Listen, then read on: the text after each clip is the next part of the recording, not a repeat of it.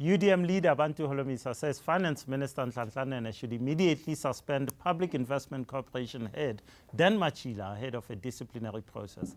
Holomisa is calling for an independent investigation after claims that the board doctored documents to exonerate Matjila of wrongdoing in an alleged payment to a company belonging to an alleged girlfriend. UDM leader Bantu Holomisa is our guest now. General Holomisa, welcome to the show. Always a pleasure to have you here. What is actually happening at the PIC? As a layperson, what should I make of what's going on there? We have been witnessing a lot of serious allegations carried by the media to the effect that the way the money of the PIC is being distributed to even companies which are not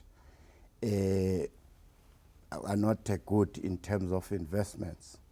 We have also seen this also in the scandal in Cape Town, that Econof. We have seen also that a lot of money was doled out to Africa Oil after the Zonke Zizwe, an ANC front company, lobbied the TG of the ANC. We've read a lot about this, and I felt that an action must be taken. There's quite a lot of stories that you've referred to. The Zonke Zizwe one in particular on the front page of a national newspaper, others that have come through. But you've also focused on the CEO of the PIC. What is happening there? What is that story? The CEO of the PIC seemingly is the individual who give go ahead on these transactions, and also the fact that he has also, in a way which one would say is a conflict of interest, wherein he is accused of having instructed a company which has got investment with PIC to bail out a girlfriend. So those issues are contained in the court papers.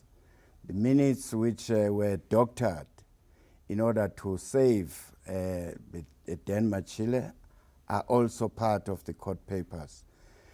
For the minister to ask the board to do an inquiry after the board had exonerated Matjila, we felt that Mr. Nene is wasting our time. Let us have an independent body to inquire as to what happened, because the same board was part and parcel of doctoring these minutes which were intended to cover Dan Matjila. I want to ask you, before I ask you questions about the specifics of the cases you mentioned, I want to ask you this. Why should we, the public, care about this? What is going on? What is of public interest in this matter? Public interest is because PIC is the money of the workers, pension monies of the workers of this country. I'm talking about government employee in particular, the civil servants, the soldiers, police, you name them. Mm-hmm. So if we are going to allow people to loot those resources and without any chance of ever recovering those billions which are being doled out by the PIC, we need to put a stop on this looting spree. Is this a pattern, or is it just one or two cases? Is this a conspiracy? Have people identified this pot and are dipping in and taking it? It would appear that they are targeting the PIC funds, and they seem to be having somebody who's helping them inside at the top. So that's why I wrote a letter last week to President Cyril Ramaphosa to the effect that he should refer this inquiry to the Deputy Chief Justice who is heading the state capture inquiry, so that this matter can be attended once and for all. I've listed a lot of transactions there. This 300,000 girlfriend money is a drop in the ocean. I'm talking about many transactions which are questionable. Let's talk about the board minutes. You've alleged that these board minutes were doctored to clear Matjila. So I want to understand who doctored the minutes, because the board, if the board took this decision, it can't doctor the minutes to accuse him. And if it took the decision to get rid of him, it can't. I don't understand how you could point the finger at the board. The board and Matjila, all of them, doctored the minutes. You will see them when it is. In fact, this document is public. You can Google the High Court in Pretoria and get the document. The point I'm making is this. The board and the CEO doctored the minutes. What more do you want? No, what I want is this.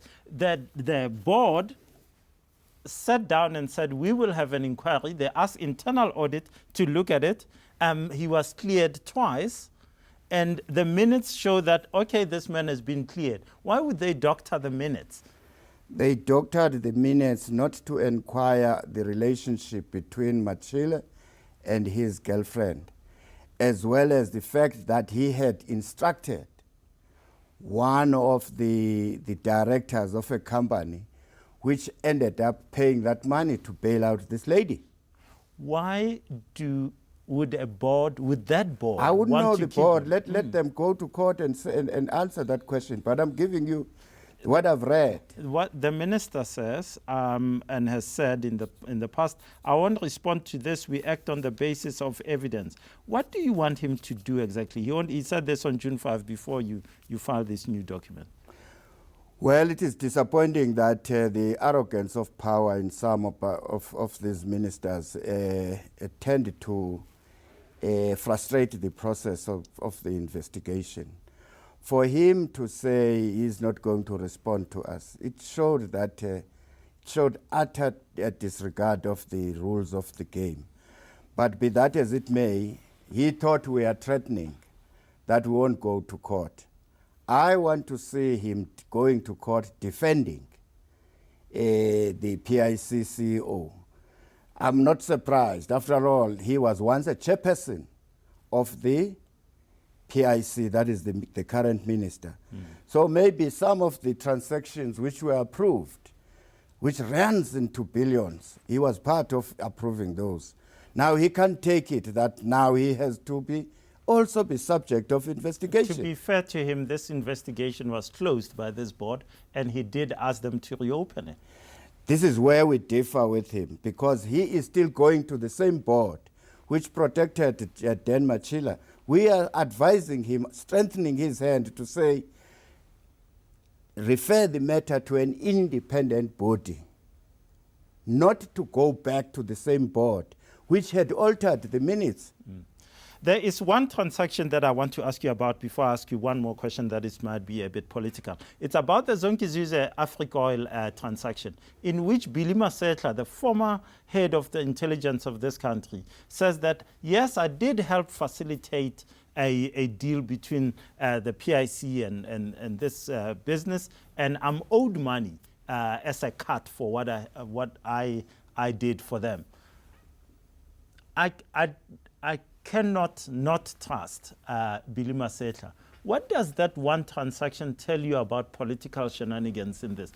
Or rather straightforward, is the ANC using its influence, its state, its being in power to loot the PIC or try to loot the PIC? In actual fact, I think this country should do away with the ministers being chairperson of a board of the PIC.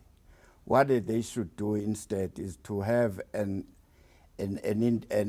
person who would represent National Treasury as an ex-officio member, but not a political person, a political head to chair a board or talk about investments. Because what we are going to see now when the inquiry starts, if Cyril Ramaphosa were to say yes, it will be clear that a lot of billions and millions of rands have been channeled through these bogus companies back to Lutuli House. The ANC is in trouble. It's cancelling its regional conferences. There are fights in KwaZulu-Natal, Eastern Cape, and so forth. Is this the chance for the UDM to win the elections next year? Well, don't make a mistake. The ANC, this infighting has long been here, even during the time of Mbeki and Zuma, and now under Cyril Ramaphosa. So you can't just simply say because there's infighting within ANC, you're going to win elections. But let us be fair to all political parties in this country. Give them equal time, airtime, and also the party funding legislation is out.